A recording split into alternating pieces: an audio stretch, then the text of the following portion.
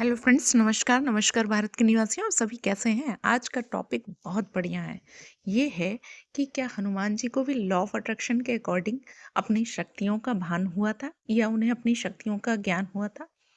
आपको शायद ये घटना पता ही होगी कि हनुमान जी जो थे भगवान राम के साथ, जब भगवान राम वहाँ पर निकले थे, सीता माता का हरण हो गया था, उनकी खोज खबर करनी थी। तो ये हो रहा था कि कौन कैसे कहाँ से पता किया जाए। समुद्र के किनारे भगवान राम बैठे थे, पूरी वानर सेना थी। लेकिन अब उसमें होता क्या है, हनुमान जी जो कि बहुत ही शक्तिशाली पावरफुल हैं, सबको पता है हनुमान जी की महिमा क्या है। लेकिन हनुमान जी स्वयं अपनी शक्तियों को भूल गए थे और उन शक्तियों को याद किसने दिलाया था? जामवंत ने।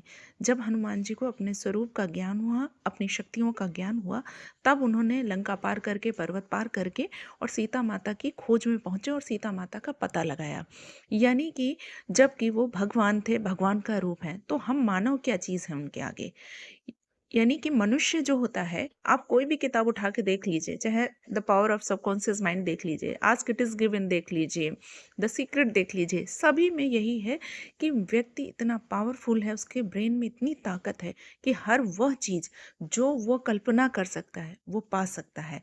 बस पाने का कारण क्या है कि उसको उस फ्रीक्वेंसी पे, जैसे ही आपने कोई चीज़ मांगी, वो चीज़ तुरंत बन जाती है। ब्रह्मांड उसके लिए तथास्तु कहता है कि हाँ वो तुम्हारी है, लेकिन तुरंत नहीं मिलती। तो आदमी सोचता है कि लॉ ऑफ अट्रैक्शन फॉलो कर रहे हैं, मिल क्यों नहीं रही? क्योंकि अभी आप उस फ्रीक्वेंसी में नहीं पहुंचे हैं। जब आपका कंपन या फ्रीक्वेंसी इस लेवल पे पहुंच जाती है कि जो डिज़ायर आपने की, जो इच्छा की, उस इच्छा की फ्रीक्वेंसी के बराबर हो जाती है, उसी दिन वो चीज़ आपके जीवन में आकर्षित होने लगती है। और क्योंकि क्यों होता है ऐसा? क्योंकि हमारे ब्रेन में जो थॉट्स आते हैं, हमारा ब्रेन जो थॉट्स देता है, वो सारी क्या होते हैं? चुंबक की तरह होते हैं और ब्रह्मांड में जाते हैं, ब्रह्मांड से वैसी ही चीज़ें लेकर वापस आते हैं। लेकिन होता क्या है, उनकी एक फ्रीक्वेंसी होती है।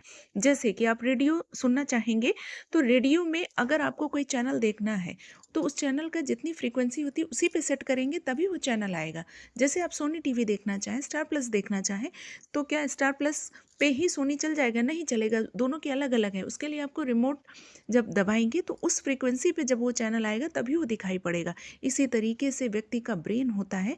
जब आप किसी भी इच्छा को करते हैं, हर वह चीज़ पाई जा सकती है जो दुनिया में आप कल्पना कर सकते हैं। तो आप ये समझिए कि जब हनुमान जी अपनी शक्तियाँ भूल गए थे, तो उनको जामवंत ने याद दिलाया। वैसे ही लॉ ऑफ अट्रैक्शन आपको पता है, आप जान रहे हैं। जो नहीं जान रहे हैं, नहीं विश्वास कर रहे हैं, उसका तो कोई इलाज ही नहीं है।